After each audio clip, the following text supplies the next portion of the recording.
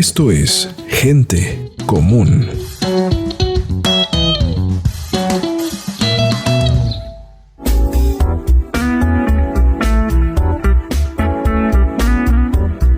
Hola, muy buenas noches, soy Paco Insunza. Continuamos con una siguiente emisión de Gente Común. Hoy estamos en un lugar muy especial de la ciudad de Los Mochis, que estamos hablando de un set que siempre se ha visto acá en Los Mochis, que se llama Rock City, y que en esta ocasión, este fin de semana, vamos a tener un invitado muy especial. Viene a dar una gira y presentarse en diferentes partes de México. Es la segunda vez que está en estas emisiones de Gente Común, así que antes de continuar, y la pregunta siempre la más importante, él es Miguel Insunza. Miguel, ¿cómo estás? Bien, hermano, un gustazo platicar contigo como siempre.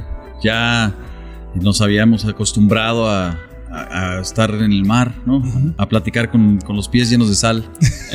Claro, ¿no? Y ahí la brisa marina que se nos acercaba en aquella ocasión, sí, que bueno, tuvimos esa facilidad, ¿no? De que nos prestaste un lugar muy especial. Esa fue la primera. Gracias, como siempre, gracias. Acá en Los Mochis, que estarás también como tu casa musical, porque este fin de semana te presentas en el Rock City. Vienes muy activo de presentarte con Sold Out, y no me lo estoy inventando. Si ustedes quieren checar ahí en sus redes sociales, sí. Está esa prueba infalible de que has tenido unos llenos totales en diferentes partes de México. Ajá. Este fin de semana vienes a Rock City, pero antes de eso, pues platícanos cuál es el camino que vienes recorrido y cuál es el que sigue. Fíjate que arrancamos una gira que nombramos Lo que tenía guardado, como parte de una conversación de, oye, ¿cómo le ponemos a la gira? Ya sabes, ¿no? Y hace alusión a la energía que teníamos guardada por pandemia, ¿no? Es porque esta es una gira post-pandémica, ¿no? La vida después de la pandemia. Y arrancamos con esta idea también de sacar a pasear algunas de las canciones que habíamos tenido guardadas, porque naturalmente se van desplazando en los conciertos, porque van siendo desplazadas por las canciones más nuevas cuando uno presenta discos, y digamos son las canciones más recientes y que la gente las tiene como más frescas. Pero hay algunas canciones que son como más emblemáticas de mi,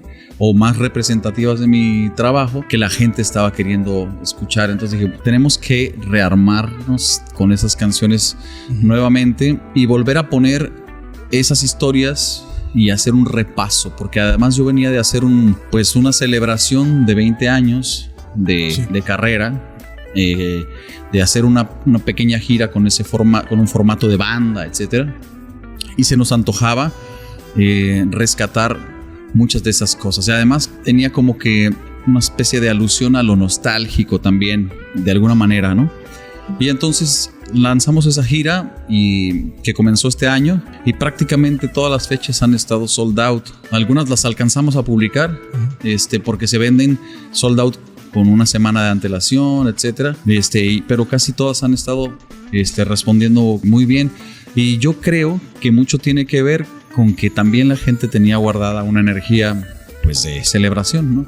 Pues ha sido muy bonito y hemos estado prácticamente por todo el país, y teníamos como siempre la deuda de volver a Los Mochis a cantar. Habíamos hecho un concierto que yo disfruté muchísimo, que fue en la Plaza Pública, en el que yo tuve la dicha de ser acompañado a falta de la capacidad de articular toda la maquinaria para poder traer a mi banda. Claro. Pues nada más y nada menos que tuve a Sinaloa Jazz como mi banda. Una banda increíble de amigos, y entonces se hizo un concierto increíble en la plaza. Pero yo tenía pendiente venir con la gira de Lo que tenía guardado y hacer estos conciertos más, un concierto más así de canción a quemarropa. Y eso es lo que va a suceder, un concierto totalmente acústico, ¿no? Y que sonaron increíble, porque yo estuve presenciando ahí ese concierto con todos los caballos, digo yo, que son todos los músicos que integran en Sinaloa Jazz, y con la interpretación de tus temas musicales. Voy a hacer una pequeña pausa, o más bien una retrospectiva, porque la vez anterior que estuvimos hablando allá en tu casa, junto al mar, pues nos pusimos, y no estoy diciendo que eso sea negativo o positivo, pero estamos poéticos, hablamos de la palabra, lo cual a mí me fascinó ese tipo de charla, pero dejamos un poco de lado algo que sí me interesaría, que es tu historia musical. Inclusive, gente, que es la primera vez que tenemos público acá con el podcast en esta emisión, y que muchos de ellos deben de saber, que no me vas a mentir las preguntas que te voy a hacer.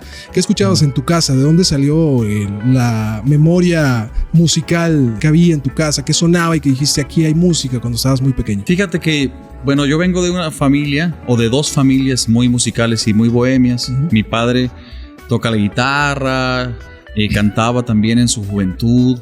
Siempre tuvieron ese gusto, ¿no?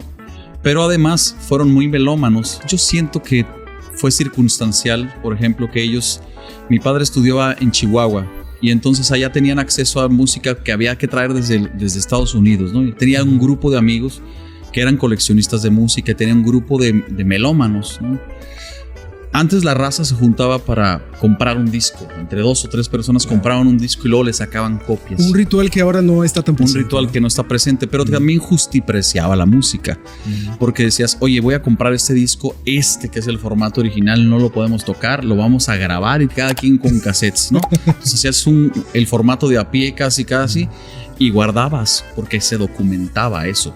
Tenías eso como un documento. Sí. Y entonces yo crecí en un entorno muy bohemio, pero también muy melómano. Mi papá tenía tiene una gran colección de música, y muchas de sus fiestas, yo creo que cuando mi papá entró a esa adultez en la que ya prefieres la fiesta casera que salir a la antro y así, sí. Muchas de sus fiestas caseras eran reunirse con amigos a grabar esos discos en cassette. Y entonces hacían unas borracheras ahí y agarraban después la guitarra. Y yo crecí en ese ambiente.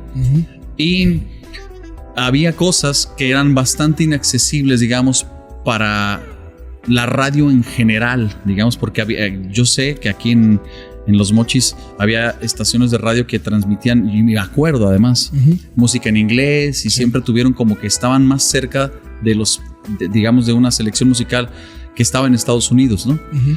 Pero tenerlo y reproducirlo en tu casa, era muy poca la gente que tenía una colección así. Y mi papá tiene una gran colección. Yo te estoy hablando que crecí escuchando bandas a todo volumen, porque además mi papá era de estos locos que armaban ellos sus bocinas y tenía equipos de audio profesionales de campeonato, ¿no? De campeonato. En aquel entonces era un gusto muy caro. Y era un gusto muy... no cualquier persona tenía un amplificador, un expansor de sonido aparte de otra marca, que lo compraron, no sé acá. O sea, traían esta onda de juntarse a escuchar música con alta fidelidad, ¿sabes? Les gustaba. Yo crecí escuchando bandas como Chicago, Steely Dan, Chick Corea. Mi papá tenía música de Serrat, tenía música del Guapango, tenía la música de la banda sinaloense.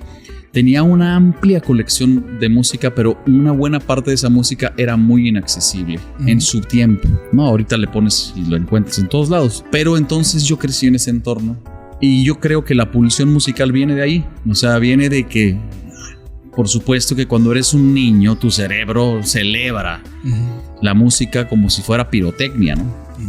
Y entonces desde muy chavalín empecé a tener esa inquietud, ¿no? Y cuando uno está ahí de chavito, porque hay que ser francos también, ¿no? Cuando uno es niño, pasan cosas en tu vida diaria, en el arte, en las expresiones, les das un valor obviamente, pero no es como consciente, porque uno es pequeño y vas absorbiendo cosas del universo, y no eres como tan fijado en ciertos detalles porque eres un niño. Pero ya de grande, en retrospectiva, ¿recuerdas alguna canción que digas, cuando escuché esta, algo me pasó? O sea, en especial, ahora, haciendo alusión a que tuviste un abanico súper amplio de contenidos musicales, pues a lo mejor era complicado porque era tanto el universo de posibilidades, y escuchaste desde, como bien decías, de Chick Corea hasta Guapango, pero alguna canción, una pieza, un intérprete que dijiste, hoy me pasó algo de niño, de joven. Sí. Tengo recuerdo de varias canciones que eran muy, muy estimulantes.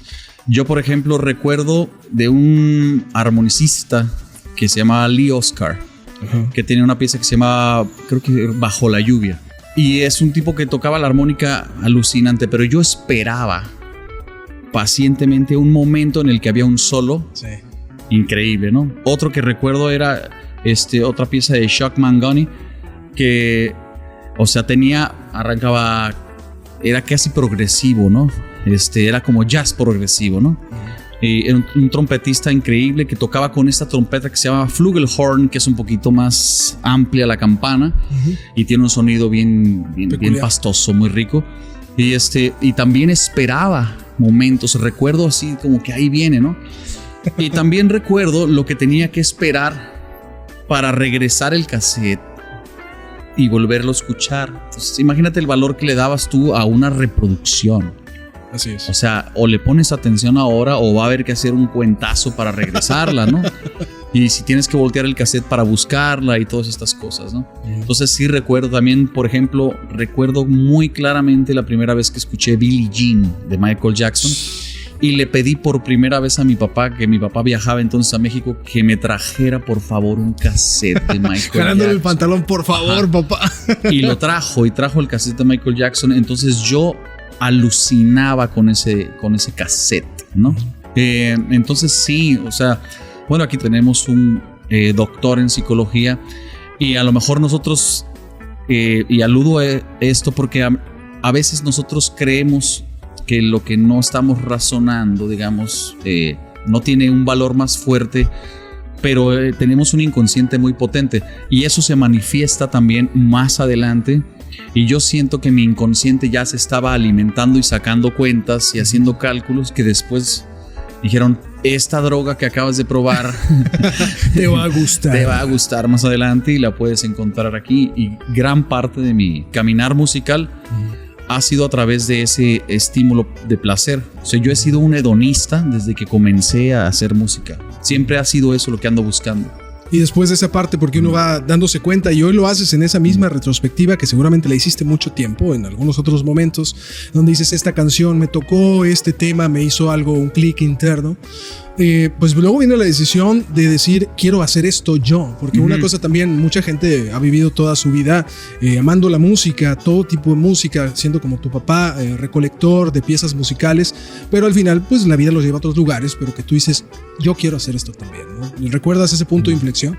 Fíjate que casi se difuminó la frontera. ¿No notaste la diferencia? Ajá. Y te voy a decir por qué. Porque yo en realidad nunca esperé de la música ningún favor.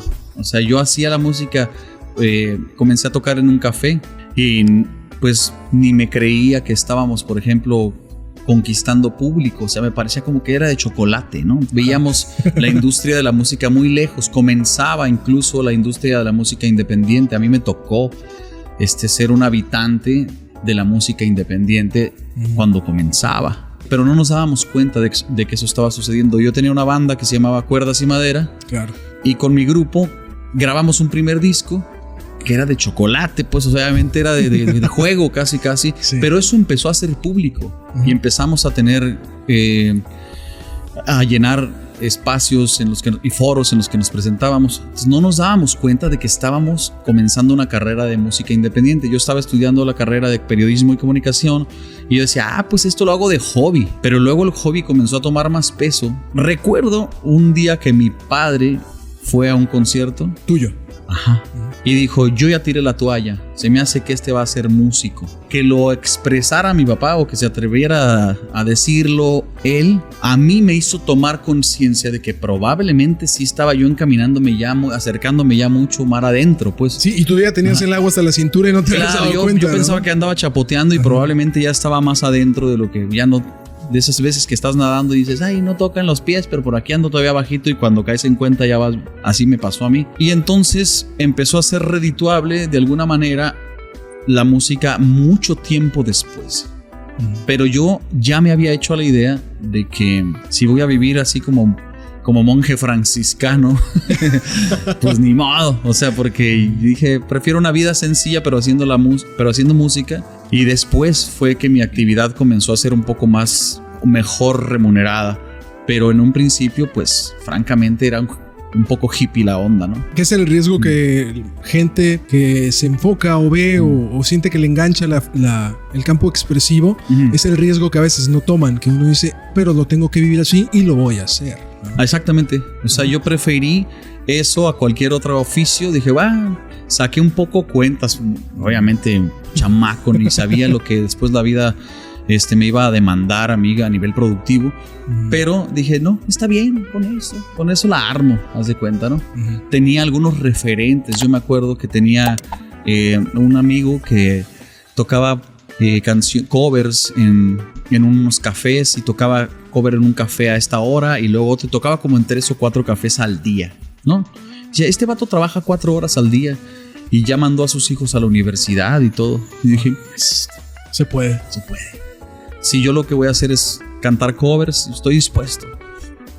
Ya tenía canciones, ya estaba yo en la búsqueda de propagar mi música, pero nunca pensé que yo terminaría siendo un compositor y que esa sería mi mi principal actividad. Cuando comencé tocaba canciones mías jugando, pues, y covers, pero después ya la gente no me dejó cantar covers, y así es cuando yo digo que es cuando te gradúas de cantautor, cuando la gente empieza a pedirte más tus canciones que los covers que solías cantar. Ahí algo está pasando. ¿Recuerdas un par que me puedas dar de que tengas mucho cariño por ellos de los covers? Híjole, sí, canté muchas canciones. Bueno, en un principio yo cantaba canciones en inglés. Cantaba covers de Sting, por ejemplo. De James Taylor cantaba algunas canciones. Pero después, en el café en el que yo comencé a tocar ese tipo de covers, encontré la canción de autor. Y ahí es donde yo me fui de bruces por la onda de la canción y me enamoré de la expresión de la poesía en la canción. Y entonces cantaba rolas como Tan joven y tan viejo de Joaquín Sabina. O sea, empecé a encariñarme con esa manera de decir las cosas que me resultaba muy estimulante, porque no era como la manera convencional de decir te amo, te quiero y te extraño, ¿no? Me gustaba que hubiera una inventiva en la letra y que de eso se tratara el juego.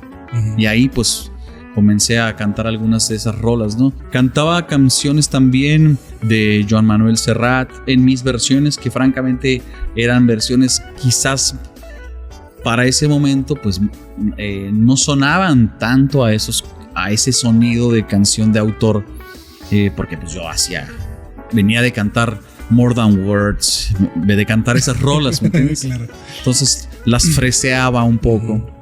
No las cantaba con esa solemnidad, pues esas canciones de alguna manera fueron las que me encaminaron al género de la canción de autor. Y el inicio es lo que estamos hablando ahora. Y yo sé que es brusco este cambio, pero vámonos a la actualidad. Ahora estás con este nuevo disco.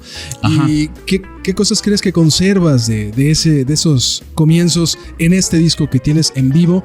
Porque voy a linkear esas dos cosas, el estar tocando en vivo canciones que eran covers, tu inicio y tal. ¿Qué margen ves de diferencia ahora ya grabar un disco todo mío, con gente que está a favor de mi música, con una presentación en un lugar increíble que es la grabación que hiciste? ¿Notas un hilo conductor de ese inicio a el momento más actual? Sí, bueno, pues son las dos caras de una moneda, ¿no? O sea, los extremos se tocan, es como un ciclo. Yo comencé en un lugar haciendo canciones de cantautores que admiraba, y la vida me fue llevando a convertirme en un cantautor y a compartir ese, por ejemplo, concierto con cantautores increíbles que yo admiro y quiero mucho, que hoy son mis amigos. Pero también siento que hay una vocación que yo aprendí allí, la vocación de la palabra, la vocación de una canción que se preocupa por maneras diferentes de decirlo, de decir las cosas, ¿no? Y bueno, el disco se llama 20 años de viaje. O sea, estamos hablando de la celebración de 20 años de ser ya un cantautor. Bueno, ya ahorita unos 22, ¿no? Que yo comencé a hacer solo mi música y a vivir solo de mi música, ¿no? Entonces, claro, pero para que eso pudiera suceder yo tuve una escuela, ¿no? Y entonces comenzaba así primero en los cafés y todo, y luego ya emprendí mi camino. Sí hay una relación, evidentemente, porque hay canciones que documentan también parte de esa traslación y están en ese disco, ¿no? Por ejemplo, hay una canción ahí que se llama Dos Vagabundos, que yo la escribí, es de mis primeras canciones, y yo se la escribí a mis amigos de Cuerdas y Madera, que era el grupo que tenía. Cuando el grupo se deshizo en el último concierto, yo les escribí una canción y se las canté, que era como de, son mis hermanos y nos volveremos a ver en el camino, aunque el grupo ya no siga, ¿no? Y hoy esa canción es parte del disco, por ejemplo. O sea, sí, evidentemente los cables están conectados. De aquel inicio a este ya último tramo, que es el actual y donde vas a continuar. Y desde esa parte, hablando ya de una cuestión técnica, no hablo de los cables, de los micros, sino del oficio. ¿Qué tanta diferencia hay de grabar en un estudio? Porque tienes también discos en estudio grabados impecablemente, pero la diferencia de grabar y producir algo en el estudio que hacerlo en vivo e incluso audiovisual, porque acá también viene el video, ¿no? No, bueno, el riesgo de hacer un en vivo es muy grande. Tienes que ensayar muchísimo, porque tienes una toma, one shot, un concierto, y tienes que dejar toda la vibra allí, porque cantar bien es una cosa y proyectar una emoción es otra. Entonces yo dije, no, pues voy a cantar la canción con todo el corazón, o sea, con toda la energía posible interpretativa y con todo el gusto de cantar esta canción. Pero a nivel técnico el riesgo es muy grande. Yo corrí otros riesgos, además, que la gente quizás ni se imagina que uno corre, por ejemplo, como quitar todos los monitores de piso, todos vamos con in-ears. No había nada de contaminación. Tú te podías pasear por el escenario, lo único que escuchabas era una batería. El resto de las cosas estaban sonando en la sala, de tal suerte que tuvimos una grabación limpísima, prístina, así. Pero eso nos metió en una bronca de riesgo muy grande y obviamente de tensión. Sí. Pero ensayamos para eso. Yo siento que yo soy productor desde hace algunos años. Produje música para películas, música para otros artistas, mi propia música. He sido un ratón de estudio de grabación por 20 años y eso me apenas alcanzó en experiencia para resolver la grabación del en vivo. Para sacar ese tramo, ¿no? Para sacarlo como es. Y entonces, pues sí, fue una onda bien estresante en un principio, pero lo logramos. Y quedó una grabación increíble. Y que acabas de sacar un primer volumen, lo cual promete un segundo, ¿no? Entonces, como vimos unas colaboraciones fantásticas que están incluidas en este primer volumen. El segundo, pues para que no nos adelantes nada y no hay spoilers, pero en este primero hay bastantes colaboraciones. Nada más adelanta si hay en el que sigue también algunas otras, ¿no? Sí, claro. Que van a estar presentes. En esta primera, y yo le mando un fuerte abrazo a Pavel Núñez, que lo tuvimos por acá también en el podcast. Muchas de ellas todas fantásticas, pero ¿cómo fue también el colaborar con gente? Porque también es sumarlos a tu mismo viaje musical y quieras o no, a lo mejor ya esto es un poco más de oficio, pero tienen sus giras, tienen sus compromisos y sumarlos a que se integren de lleno al proyecto en esa parte. Sí, lo decíamos nosotros. Híjole, o sea, va a ser en sábado. Nadie va a tener chance. O sea, como de que va a ser muy difícil. Y bueno, con mi oficina, con Getsemaní, mi hermano, que es mi representante, hacemos ahí, que por acá anda. Que acá anda también. Hicimos obviamente una planeación ahí en el búnker de las ideas y vamos a hacerlo así, vamos a necesitar pagar estas cosas y resolver cosas de vuelos de los amigos que venían de otros países, porque obviamente pues los traíamos, ¿no?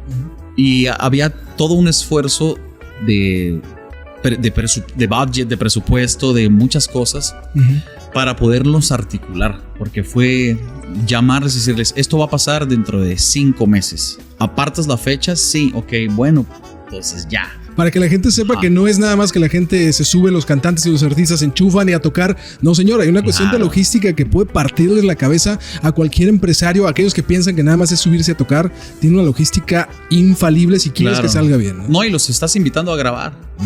Sí. O sea, también ellos empezaban a cargar con la tensión de... Sí. Algunos hicieron un ensayo nada más con nosotros.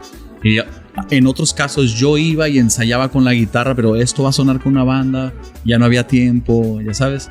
Y bueno, en el caso de, por ejemplo, de David Aguilar y Leonel Soto, con los que yo tengo el proyecto del Cuarteto Incompleto, que están invitados también en el segundo volumen, van a estar. Bueno, eso, nos juntamos y era básicamente lo que nosotros hacíamos siempre en la sala de la casa, ¿no? Pero luego también está, por ejemplo, el dueto que vendrá en el segundo volumen, el dueto con Nacho Llantada y Mauricio Sánchez de Claxons. Está Fer Casillas también. Y luego está mi maestro Rafa Mendoza, está Pavel Núñez, está Bernardo Quesada, está Luis Quintana, que vino desde las Islas Canarias. Pues hay está Laura Murcia, que es para mí la mejor cancionista de México. Y una voz infalible. Voz increíble, o sea, claro. Había mucha complicidad y artistas que yo admiro mucho. Y bueno, pues eso se articuló de una manera virtuosa.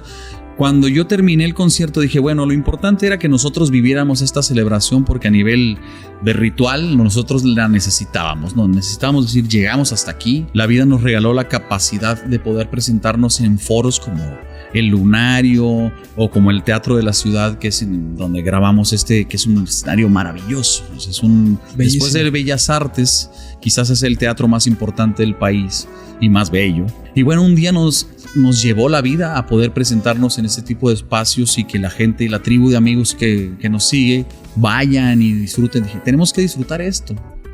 Cuando terminó la grabación, yo hablé con el ingeniero de grabación. ¿Lo tienes? Sí, lo tenemos.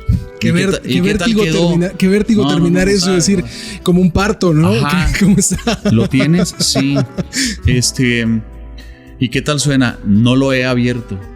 Y entonces, así como de que te lo voy a mandar en un disco duro, así no sé qué, concertamos y ya llegó. Y ya yo lo abrí en el Pro Tools de mi estudio, así de que puse todos los volúmenes en cero y play. Y sonaba increíble. Dije, no, güey, lo logramos. O sea, fue una emoción muy bella.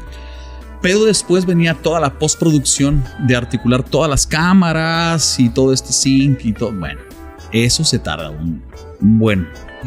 Y entonces lo tuvimos guardado un rato ahí trabajándolo. Porque además queríamos que el director que tuvimos, que es un gran amigo, se llama Rodrigo Moctezuma, él hizo dirección de cámaras y grabó. Yo quería que lo editara él porque además de que conoce muy bien mi música, tenía claridad de dónde estaba cada uno de los camarógrafos. O sea, él tenía todo claro, pero el tipo súper ocupado, ¿no? ¿Cuándo podemos? Y hasta que lo logramos. Y hoy salió, hace unos días salió el volumen 1 y el resultado es muy satisfactorio para mí porque sí logra documentar no solamente las rolas, sino la vibra que se vivió.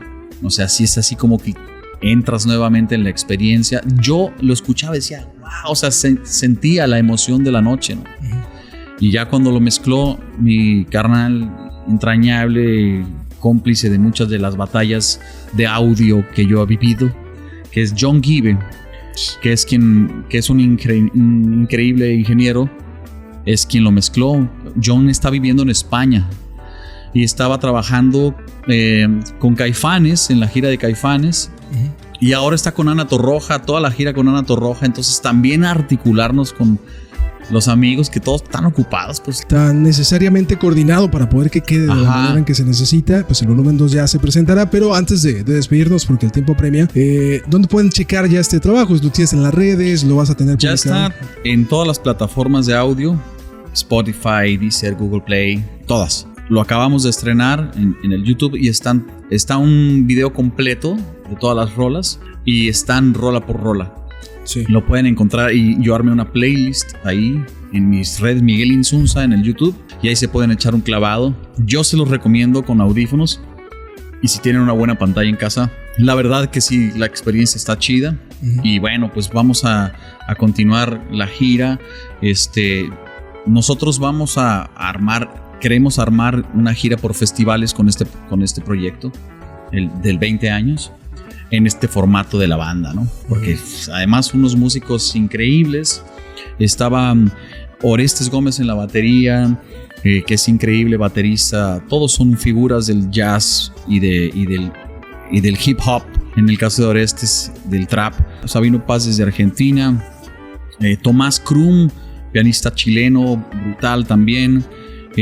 Alejandro Cervantes en el violín, que es mi hermano, un increíble violinista cubano y productor. Olson Joseph en la trompeta de Haití, una banda muy internacional, pero que también aporta una musicalidad determinada y hace una amalgama también de gustos musicales que ustedes verán los animalitos del bosque que estaban ese día en el concierto.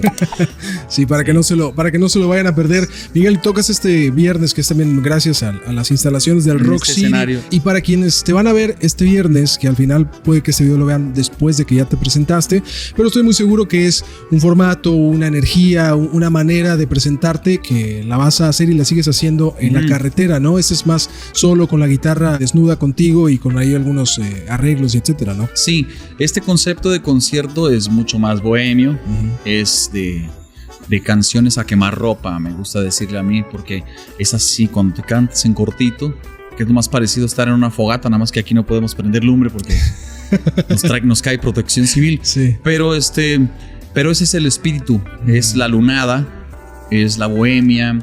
Es un concierto acústico completamente a guitarra y lo que yo hago, que es un distintivo, digamos, de mi trabajo en vivo, que es la onda de los loops y voy haciendo programaciones, etcétera, y armando ciertas atmósferas para luego hacer la canción. En algunas canciones, en otras es completamente guitarra y voz, que son las que uno más disfruta cantar.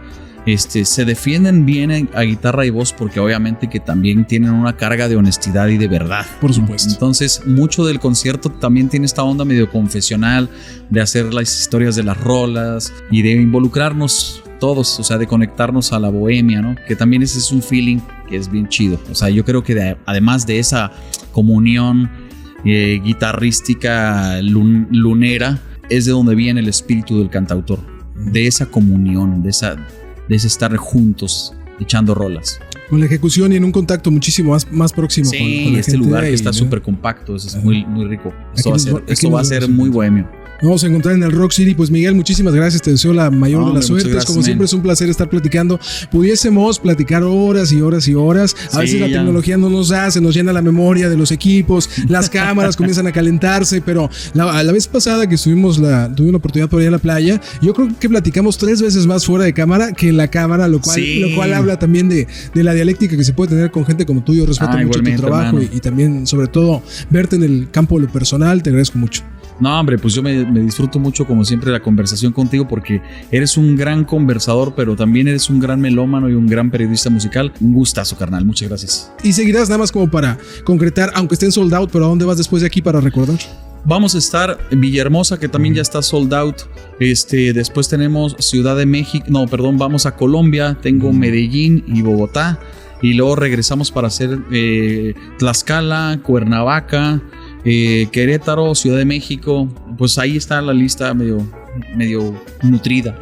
Pero ahí vamos a poner todas las fechas de la segunda tanda de la gira en las redes, lo vamos a poner pronto. Para que no se lo pierdan, él es Miguel Insunza, yo soy Paco Insunza, agradeciendo su presencia. Rock City aquí en la ciudad de Los Mochis, gracias por sus instalaciones, nos vemos este fin de semana y búsquelo en las redes para que sepan a dónde va a ir. Si está sold out, espérense que va a volver y si no, pues busquen sus boletos ya. Yo soy Paco Insunza y hasta aquí la emisión de hoy de Gente Común. Adiós, chao.